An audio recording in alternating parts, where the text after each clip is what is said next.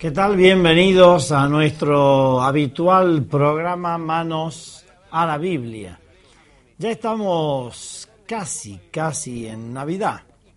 Este domingo es el cuarto domingo de Adviento.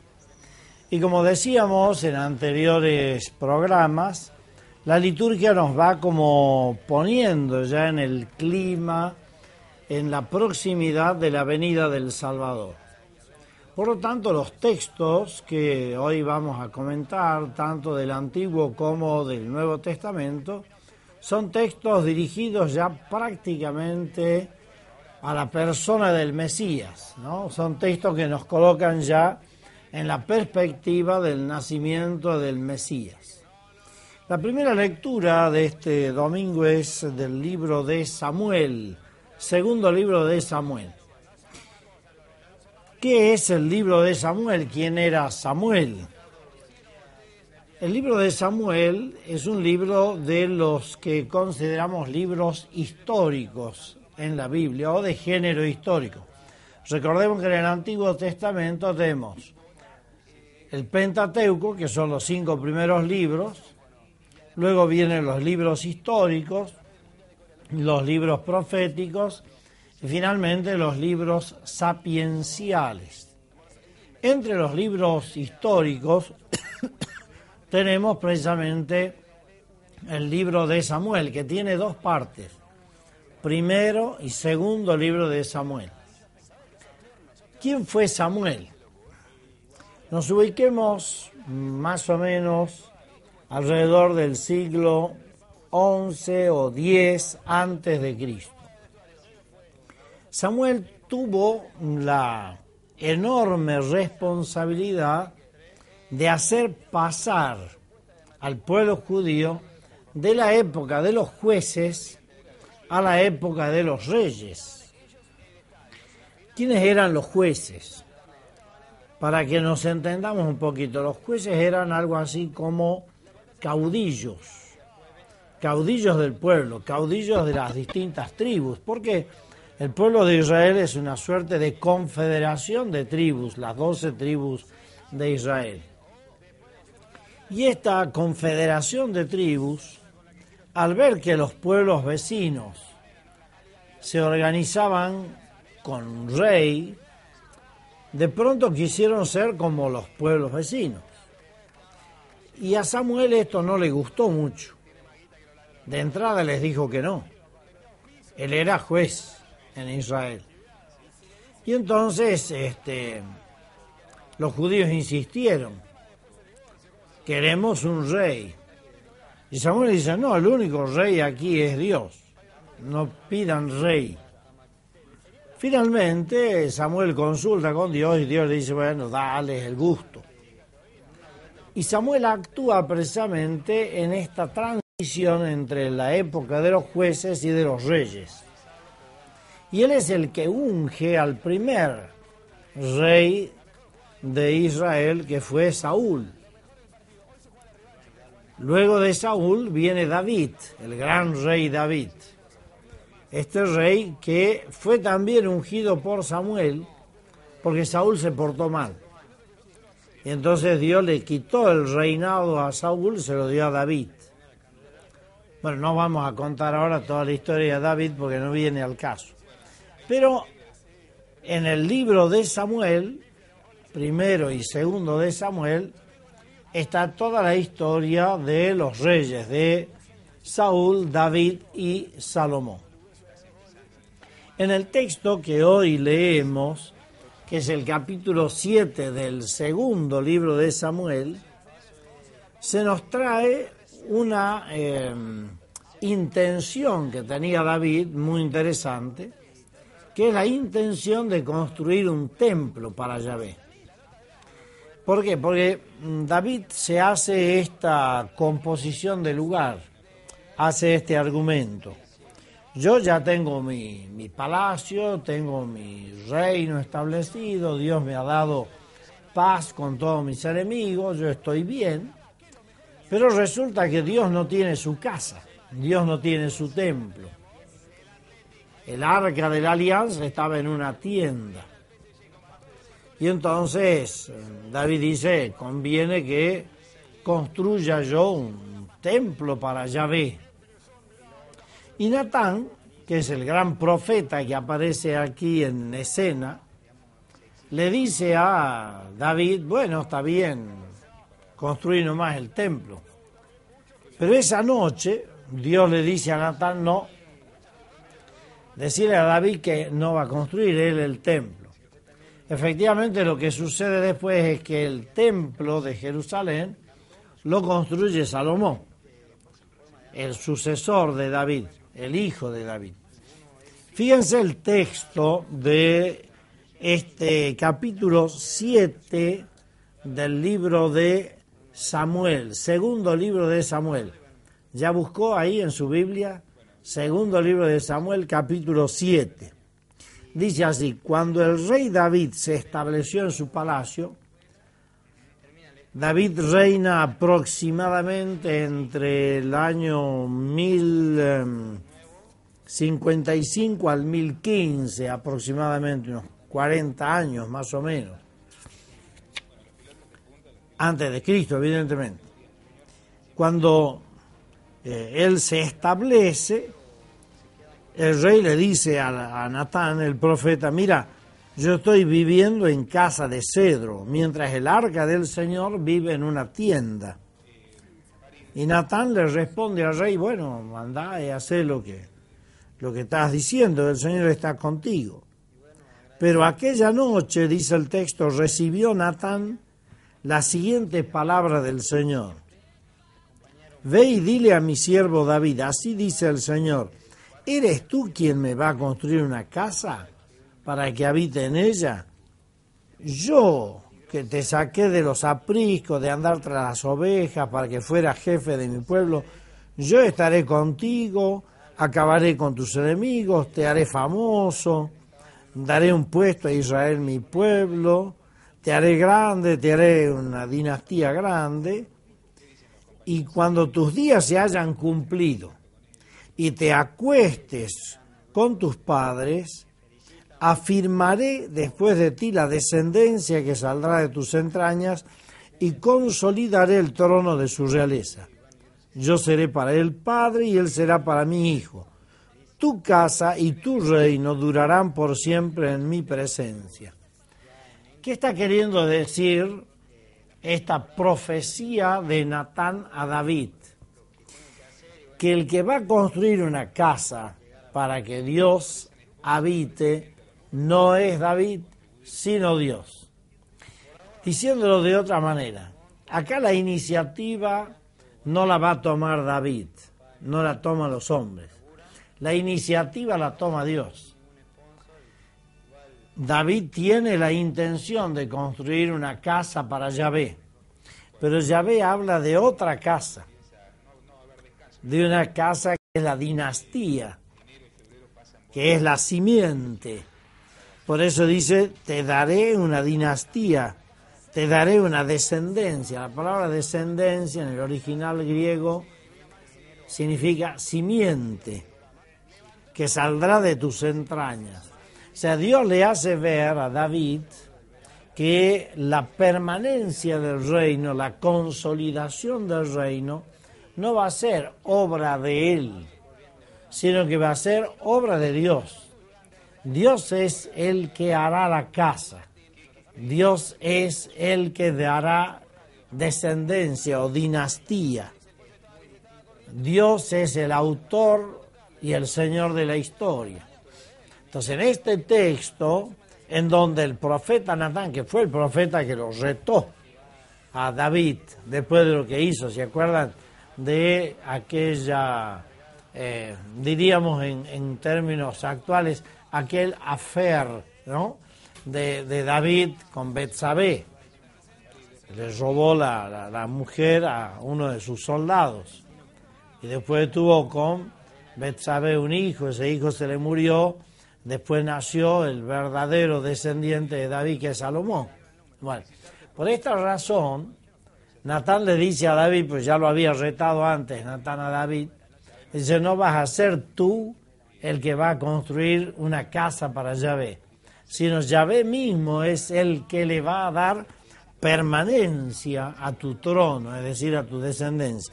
Por eso dice, tu casa y tu reino durarán por siempre en mi presencia, tu trono permanecerá para siempre. ¿Cómo han leído esto los autores del Nuevo Testamento? Que es lo que vamos a ver enseguida. Lo han leído como una profecía del Mesías. De hecho, en el texto que vamos a comentar del Evangelio de San Lucas, la anunciación del ángel a María, se retoma esta profecía de Natán, que está en el libro de Samuel. Y cuando el ángel le anuncia a María, le dice, su descendencia permanecerá para siempre. O sea que esta profecía de Natán, hecha a David, los autores del Nuevo Testamento la leen como profecía del Mesías. ¿Quién es la simiente? ¿Quién es el hijo de David? Así de hecho lo llaman a Jesús cuando entra a Jerusalén en forma gloriosa, ¿se acuerdan? Cuando claman diciendo hijo de David, o cuando le piden la curación, hijo de David, ten piedad de mí, le dice el ciego. O sea, el hijo de David es uno de los apelativos de Jesús. El ser descendiente de David es una de las características que marca sobre todo Mateo en su Evangelio. Y es como leyeron los autores del Nuevo Testamento este texto del segundo libro de Samuel, la profecía de Natán. Por lo tanto, en la primera lectura de este domingo, ya vemos cómo la Iglesia mira esta profecía de Natán a David como la profecía que anuncia al Mesías. El Mesías es el hijo de David, el Mesías es esta simiente que saldrá de las entrañas de David, porque Jesús es descendiente de David. Vamos a verlo a esto concretado en el texto de la Anunciación, que es muy interesante y que la Iglesia nos propone para este domingo. Vamos a una pausita, ya regresamos con este texto que tiene cosas interesantísimas. No se lo pierdan, ya volvemos.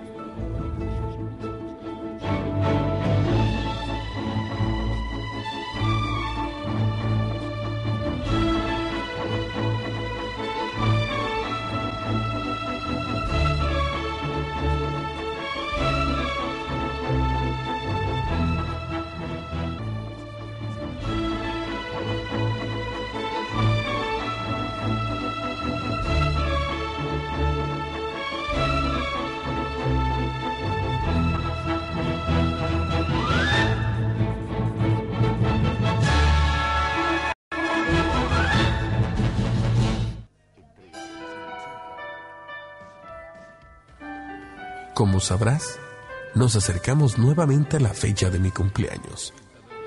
Todos los años se hace una fiesta en mi honor, y creo que este año sucederá lo mismo. En estos días, la gente hace muchas compras.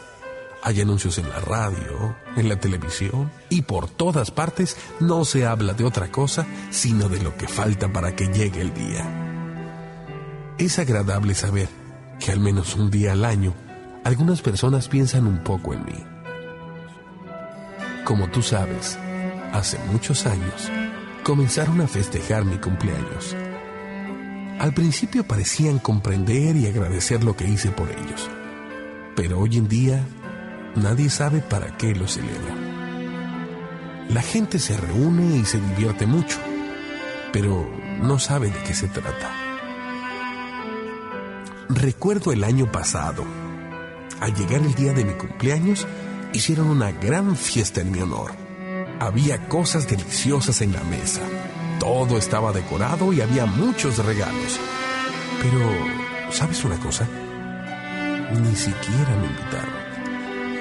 Yo era el invitado de honor y no se acordaron de invitarme. La fiesta era para mí y cuando llegó el gran día, me dejaron afuera. Me cerraron la puerta.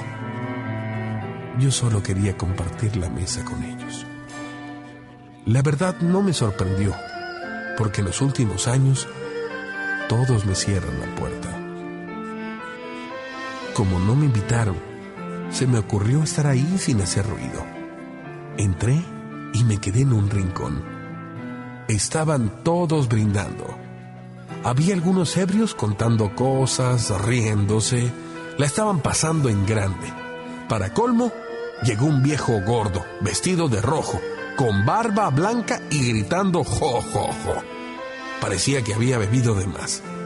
Se dejó caer pesadamente en un sillón y todos corrieron hacia él diciendo "Santa, Santa", como si la fiesta fuera en su honor. Dieron las 12 de la noche y todos comenzaron a abrazarse. Yo extendí mis brazos esperando que alguien me abrazara. ¿Y sabes? Nadie me abrazó. De repente todos empezaron a repartirse los regalos. Uno a uno los fueron abriendo hasta terminarse.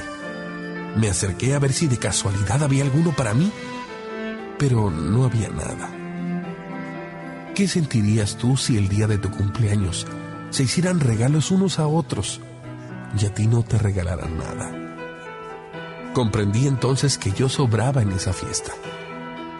Salí sin hacer ruido, cerré la puerta y me retiré. Cada año que pasa es peor. La gente solo se acuerda de la cena, de los regalos y de las fiestas, y de mí nadie se acuerda. Quisiera que esta Navidad me permitas entrar a tu vida, que reconocieras que hace 2000 años vine a este mundo para dar mi vida por ti en la cruz y de esta forma poder salvarte. Hoy solo quiero que tú creas esto con todo tu corazón. Voy a contarte algo. He pensado que como muchos no me invitan a la fiesta que han hecho, yo voy a hacer mi propia fiesta, grandiosa, como jamás nadie se ha imaginado. Una fiesta espectacular. Todavía estoy haciendo los últimos arreglos. Estoy enviando muchas invitaciones y hoy hay una invitación especialmente para ti.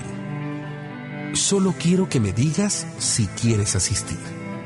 Reservaré un lugar y escribiré tu nombre en mi gran lista de invitados con previa reservación. Y se tendrán que quedar afuera todos aquellos que no contesten a mi invitación. Prepárate, porque cuando todo esté listo, el día menos esperado, daré la gran fiesta. Y recuerda, yo nunca te abandonaré. Yo estaré contigo y con todos los hombres hasta el final de los tiempos. Jesús de Nazaret.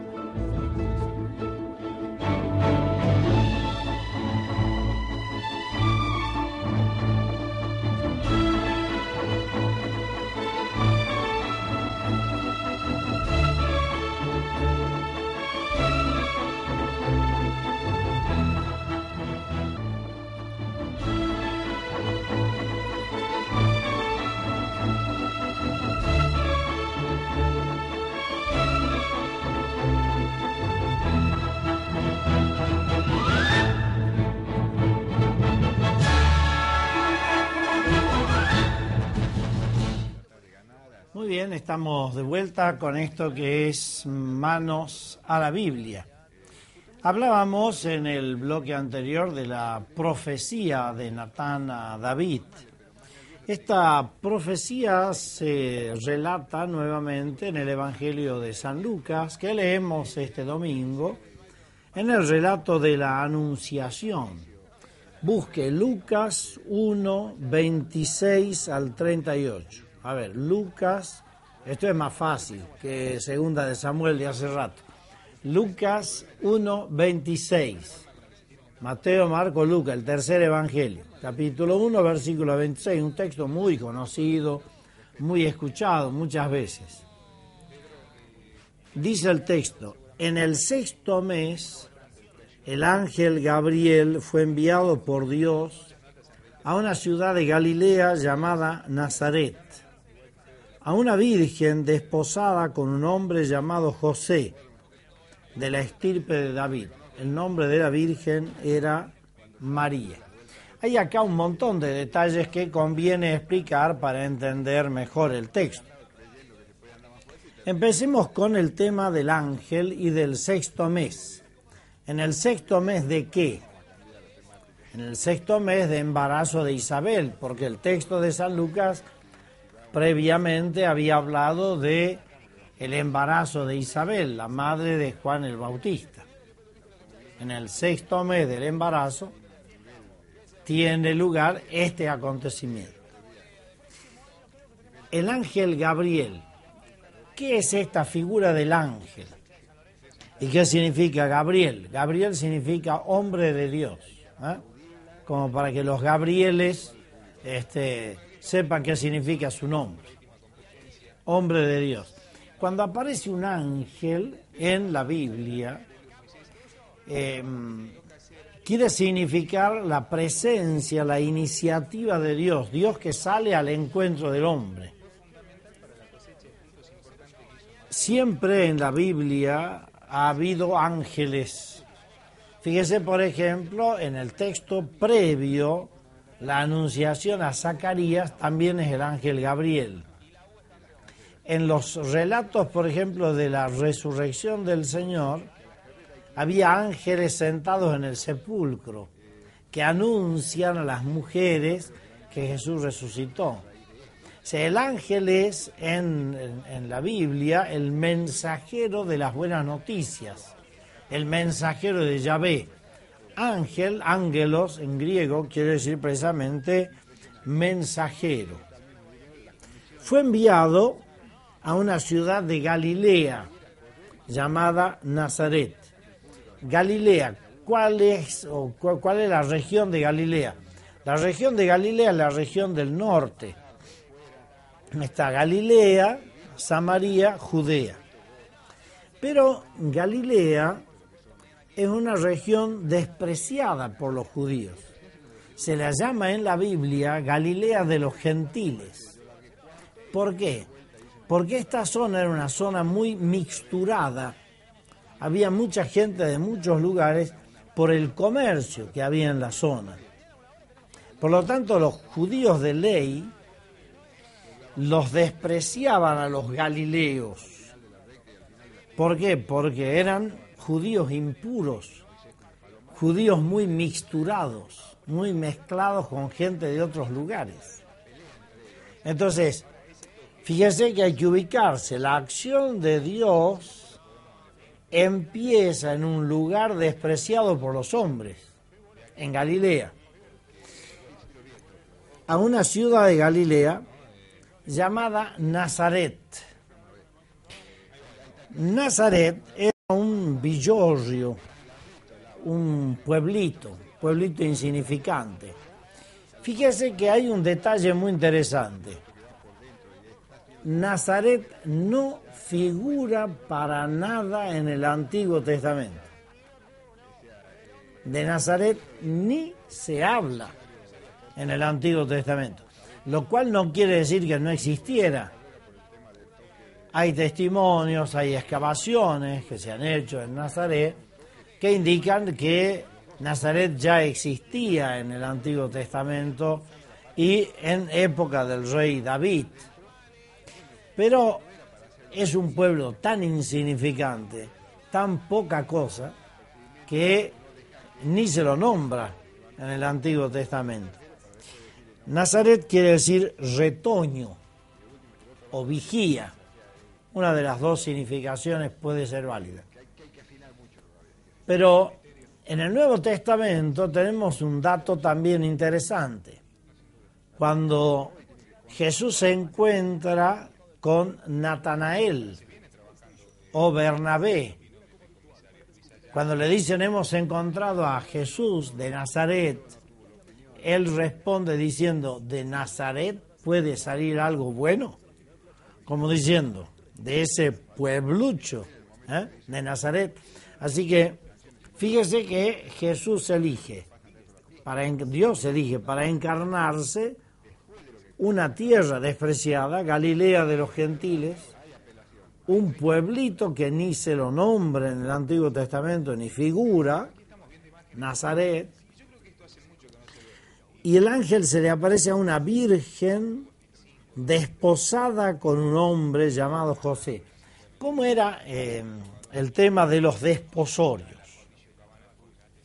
Fíjese, las mujeres en la época de Jesús se casaban más o menos, o eran desposadas más o menos a los 12, 13 años. Los varones un poquito más, 18 a 23, 24 años. ¿Cómo era el trámite? Primero se hacía el desposorio, lo que equivaldría para nosotros al compromiso, ¿no? Se comprometían. Pero este desposorio previo al casamiento ya era algo legal. De tal manera que si, por ejemplo, la mujer se le moría el prometido y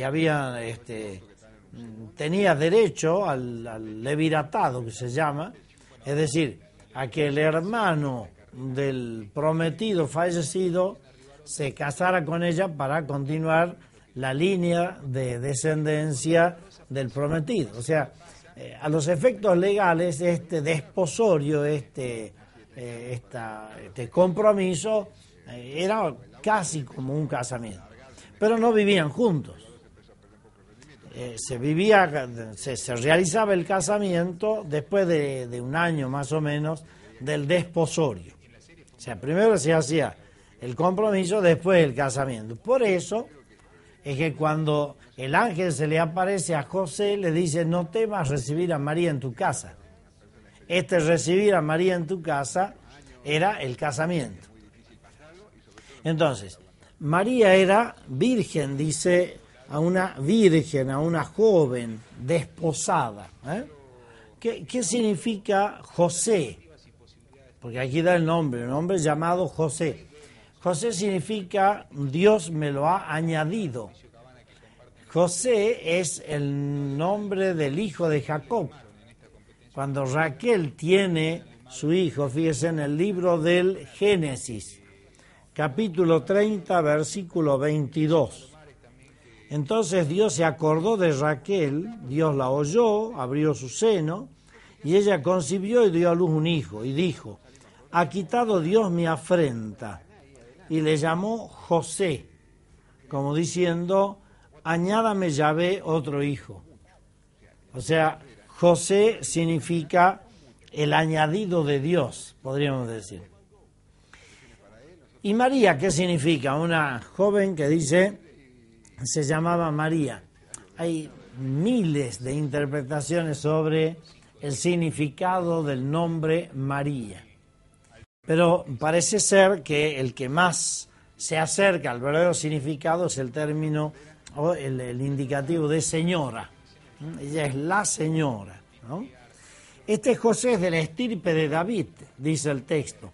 O sea que aquella profecía de Natán, de Dios te dará descendencia, la descendencia es Jesús, porque la línea se mide por el padre, no por la madre. De la madre sabemos que también era María descendiente o de la casa de David, pero esto no lo sabemos por la Biblia, sino por la tradición cristiana. Fíjese lo que le dice el ángel: alégrate, llena de gracia. Es curioso el saludo, porque los judíos no saludaban así. Los judíos saludan shalom, que quiere decir paz, que es el saludo que Jesús le hace a los discípulos en la mañana de la resurrección. Sin embargo, aquí recoge San Lucas un saludo que es griego: Jaire María, alégrate Jaire. Y le dice: el Señor está contigo. Y luego le dice: concebirás, darás a luz un hijo, le pondrás por nombre Jesús. María le va a poner el nombre. Quiere decir que la acción de Dios es en María Y poner el nombre significa como tomar posesión. María es la que le va a poner el nombre. Y dice, será grande, se llamará Hijo del Altísimo. El Señor Dios le dará el trono de David su padre. De nuevo el tema de la descendencia de David. Reinará sobre la casa de Jacob para siempre y su reino no tendrá fin. Es lo que Natán le había dicho a David. El Señor te dará una descendencia que será para siempre. Y María dice, ¿cómo será esto? Pues no conozco a varón. ¿Qué significa esto de no conozco varón? La palabra conocer en la Biblia significa tener una relación muy cercana, muy íntima. María todavía no había tenido relación con José. ¿Por qué? Y porque no se habían casado. Estaban en la época del desposorio. Pero es tan determinante este no conozco varón que los intérpretes dicen que precisamente en este término, en esta expresión de María, se ve el propósito de virginidad de María. Porque en la proximidad del casamiento podría haber dicho otra cosa. Sin embargo, dice terminantemente, no conozco varón, es decir, no tengo el propósito de vivir, diríamos, lo propio del matrimonio, sino que pareciera que tenía el propósito de la virginidad. Y luego dice el ángel, el Espíritu Santo vendrá sobre ti y la fuerza del Altísimo te cubrirá con su sombra. Aquí se habla del Espíritu. El Espíritu, acuérdese que en el libro del Génesis, cuando se relata la creación, ¿no?, el texto dice que el Espíritu de Dios aleteaba sobre la superficie de las aguas. Génesis 1:2. ¿Qué es esto del Espíritu vendrá sobre ti? Quiere decir que la fecundidad vendrá de Dios. La fecundidad de María es un don de Dios. Y dice, te cubrirá con su sombra. En la historia del pueblo de Israel se habla de que Dios acompañaba al pueblo peregrino con una nube que lo cubría con la sombra durante el día y una columna de fuego por la noche que alumbraba al pueblo. O sea que esta sombra de Yahvé es precisamente la acción de Dios en María. El que va a nacer, dice, se llamará Hijo de Dios. Hay aquí una expresión muy clara en donde nos hace ver que la iniciativa es de Dios y que el que va a nacer es Dios, es Hijo de Dios, con nombre propio. María dijo, hágase en mí según tu palabra. La iniciativa de Dios tiene el correlato de la libertad humana. Dios no hace nada sin la libertad del hombre.